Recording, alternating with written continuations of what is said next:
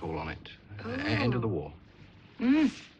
And likewise for the King George VI and the present Queen Mother for their coronation. This is a woven piece. I'm sure if the Queen Mother's watching this program, she's as horrified as anyone to recognize herself in this woven fabric. But it was produced commercially to sell, and it was very fashionable at the time. At least it's silk, I suppose. Indeed, yes. This was an abdication handkerchief produced in the United States, and it carries the entire abdication speech of the King that he gave out on radio on the morning of the 11th of December. So if you get stuck in a bus queue, you can always ask the lady to show you the other side of the scarf.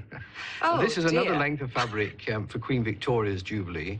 You can hardly imagine anyone making a dress of it, but that's what they did. Yes, yes. Yes, well, there were some interesting ideas, I'll give it that. That's rather a sad item. This chappie would have been king had he have lived, but that's Victor Albert, the eldest son of Edward and Alexandra. Now, I have a rather difficult and serious question to ask you. When is a souvenir just a souvenir? And when does it become a real collector's item for your... Well, the word souvenir is very broadly used. But the difference between a souvenir and a commemorative is that commemoratives are invariably connected to a specific event or an occasion, like a coronation, a jubilee, a particular march past, say, a victory parade. Whereas a souvenir is very general. It can be like a present from Blackpool or a souvenir of your visit to the Tower of London or something of that kind. Well, thank you very much for all the interesting information you've given us. And these are just some of the books that our viewers could get or borrow from the library. Many of them now from libraries. Okay, thank you very much. Now, what we're trying to do is to encourage you, the viewer, to think perhaps of some new ideas for collecting, but with commemorative, where this is slightly difficult. One thing you might like to consider, which is very different from the rest of today's subjects, is the good old house brick, perhaps. As you can see, this brick commemorates the royal wedding in 1981. And these others were also made to commemorate particular events.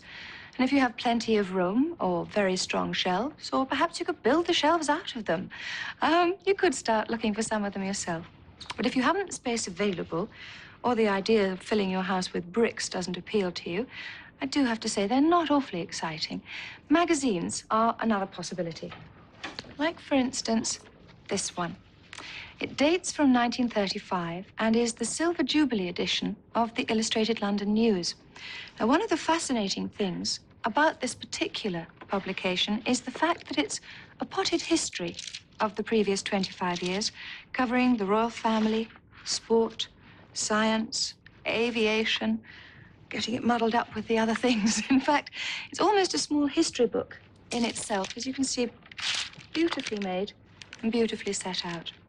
Just one single example of how collecting can increase your knowledge of times gone by.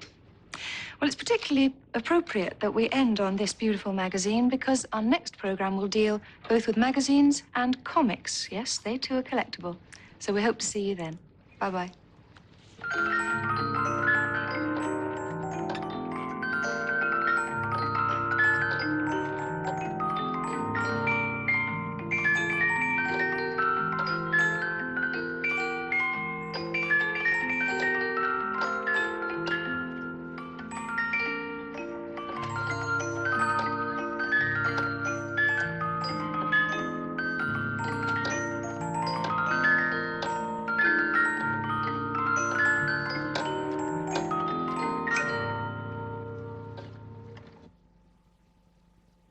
A book also entitled Collector's Corner by Ernest Biddle has been published by ITV Books to accompany this series, and it's available by post from P.O. Box 50, Market Harborough, Leicestershire, LE 16 9PP, and costs £1.50, which includes post and packing. Cheques and postal orders to be made payable to ITV Books,